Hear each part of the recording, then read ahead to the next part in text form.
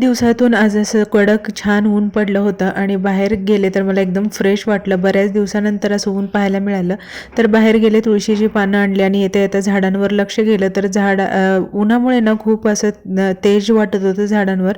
तर येताना चेक केलं की पाणी आलं आहे का. पाणी आलं होतं, पाणी भरून घेतलं. आणि आज भाजी होती फ्लॉवर आणि मटार मिक्स भाजी होती. कोथिंबीर नव्हती भाजीला, त्याच्यामुळे थोडंसं सुनं सुनं वाटत होतं, पण ठीक आहे, कधीतरी चालतं. भाजी करून घेतली. आज उठायला उशीरच झाला होता. पसारा आवरून घेतला, किचन क्लीन करून घेतला आणि सकाळचे टिफिन बनवून घेतले. तर पटपट कामं उरकण्याच्या नादात बघा पूर्ण किचन भरून गेला होता.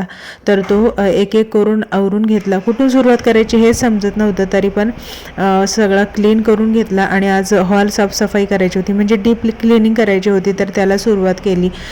दसऱ्याला केली नव्हती, गणपतीच्या टायमिंगला केली होती, आता दिवाळीला. आणि आता दिवाळी झाल्यानंतर अशी क्लिनिंग असते आमच्या इकडे. तर चला आता मी हॉल क्लीन करून घेते, नंतर भेटू, बाय.